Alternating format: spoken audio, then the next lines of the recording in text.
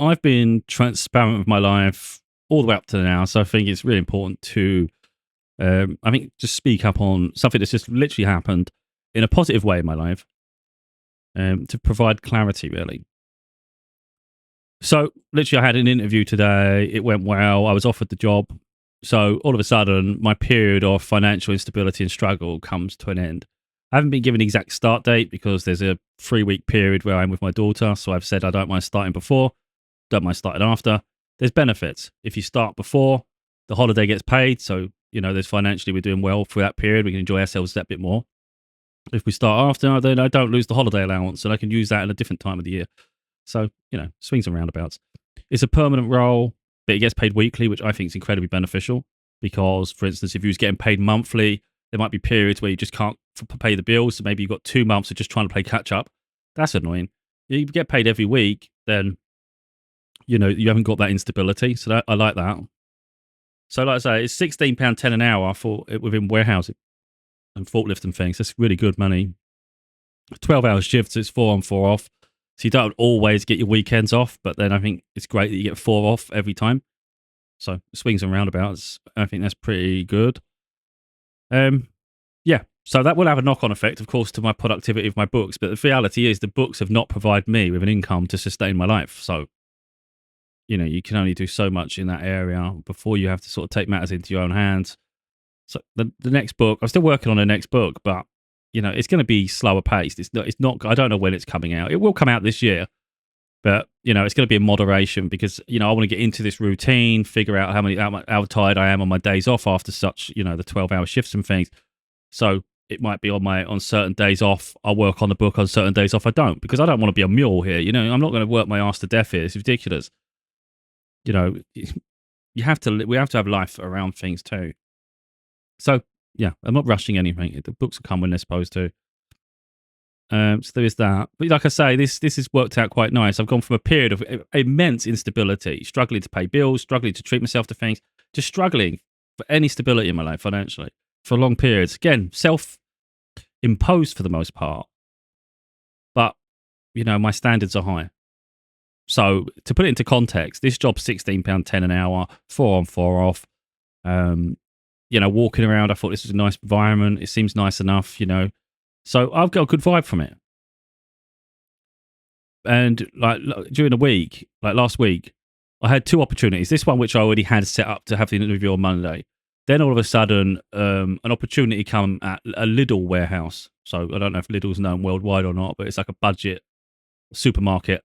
But they're really, really popular. And they usually pay their staff quite well in general. And I think it's about £13.50 an hour. It's close. It's local to me. So that was an option. But that wasn't with the forklift. And any training you have, like where you get new skills, your money doesn't go up and things like that. Then you do a little bit of research and you think, on the whole, a lot of them have bad reputation for being like toxic environments where people don't support each other. It's very competitive. It's ridiculously targeted culture where, it's not realistic and you're just burning yourself out. And I just thought, I can't even bring myself to go to an interview to try to impress anyone. I don't care, Even though my finances were bad, I was prepared to risk that because if this other interview didn't go well, all of a sudden you're back to square one. But I'm just showing people that I'm not saying these are good ideas. It's just these are the risks I take because I follow my heart, really. I follow my intuition. So if I feel called to do something, I'll do it. If I feel something's like I've got a bad vibe, I just follow the bad vibe. I'm not doing it. So I didn't want that one. I just thought, no, I'm not doing it. I'm not getting good feelings. It was getting closer to the interview, and I was thinking, well, you should go to the interview, at least try it out. And I thought, I don't want to go to the interview. So, literally in the end, I was like, and then after, when I missed it, I thought, maybe you could have just gone though. And I thought, well, you couldn't because everything was telling you not to go. Oh yeah. So I have an internal battle. Today, I didn't really want to go to an interview. I thought, I can't be asked, but I thought, you need to. And like usually the things that would wind me up and make me sort of give up, like getting lost and all those things, I can't bother. I had the feeling just to keep pushing forward with this one. Persevere with it. It's like I say, it gets paid weekly. It's take-home pay. I'm not sure the exact number. I think the take-home pay each week is going to be about 550 quid. Like pounds. That's, for me, that's good. We all have different bills, have different rents and all these things. My rent is fair enough. And it's like, the money this gives me, it gives me a lot of stability, and it also gives me a lot of wiggle room for luxuries. I can afford holidays. I can afford to buy myself nice things. I can have a nice life, you know. I can treat my daughter. I can indulge. It's nice. And that's self-sufficient, you know. That's not someone doing it for me. That's literally me turning up, me doing this, and my life thrives because of it. See, a lot of people, when I'm doing well, they always seem to think there's something going on or someone's doing something. It's like, no, no, no. I'm doing it myself. I'm doing it myself. This is me on my own 2 feet making these opportunities happen. And I've always said that. I'm good at gaining opportunities. I'm really good with interviews and things. So, and again, I think that's setting your standards high, though. I've said it before, like, even when you're struggling like crazy, you naturally get desperate. There was a guy I was in an interview today with, and I didn't think, because it was like 4 of us, and I thought, that's annoying, because no one tells you these things. We was all going for different roles, though, but we was all just there for this set thing. And he really, really wanted it. And I said, well, I'm here just to see what it's like first, because, you know, I don't like being in toxic places. I think he thought I was nuts, to be totally honest. But I'm not, you know, I don't want to be somewhere I'm going to be miserable. It's too long a shift. It's too long. Even if the money's good. But I got good vibes from it. I thought this could be nice. This could be nice. I could see myself just coming here, do my 4 days, 4 whatever, and then, yeah, and then I've got my other 4 off. And when you're off, you're not stressing. But again, this comes down to having, I think, some control over your money. If you spend everything you got, like I've always said, you'll never be wealthy. How can you gain wealth if you keep spending it all? And I think also, if you spend everything when you got it, it always makes you resent going to work, because it doesn't. The perception is you're not earning anything because you're always struggling. If you save and you've got money, then you know that job's supporting that growth, and then you actually you'll feel good going in, because you know it's building this momentum outside of work with your finances. So that's my intention. And the advice I give people, I stand by in my own life. So I've always said that, save £1,000 before you start spending it on other things. So I've got bills I want to sort out. There's some debts to cover. Not massive debts, just some debts to cover. Let's get them cleared.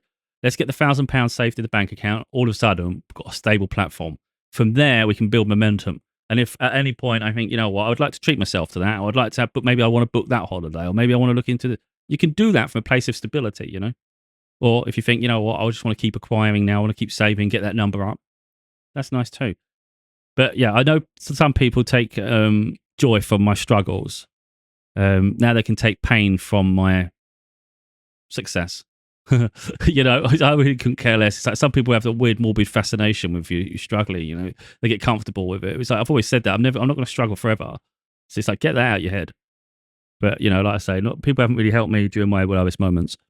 So I'm not really, I don't feel obligated to help, you know. It's just like, what's for me is for me and my daughter, for instance.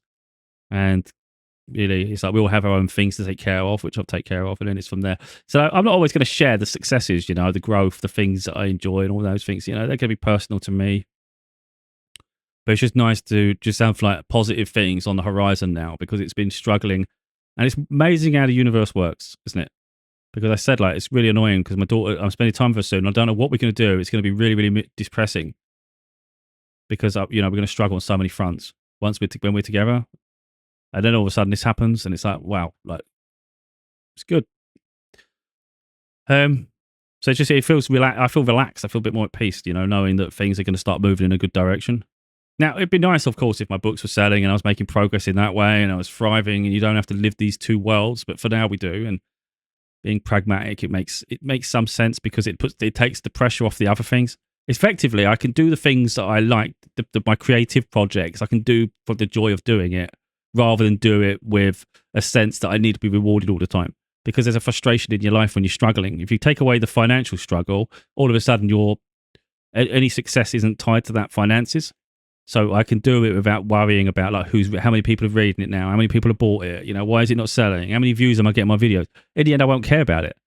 I'll do it just because I'm enjoying it, because I've got other successes in my life too. So I think that balance is nice, and I think that's why the universe brought me this opportunity, to be totally honest. Yeah, anyway, I just thought I'd share the news, really. Don't want to like rub it into anyone, but I'm just making it clear, really. I think if you want something, it's like you have the patience to be selective, though, you know? You take the first opportunity. I've had plenty of opportunities I could have had by now. There was one that was 29 grand a year, and I could have had that back in March. I was their first choice out of everybody, so I could have had that. I could have been stable far sooner, but there was things I didn't like about it, and it wasn't right. And yeah, it's been really, really sufferable since. And there's been a few other opportunities, but for me, this one is the best one out of all of them. it actually pays the most. And, you know, you've got plenty of spare time as well, like with it being 4 on, 4 off. I quite like that. Anyway, onwards and upwards.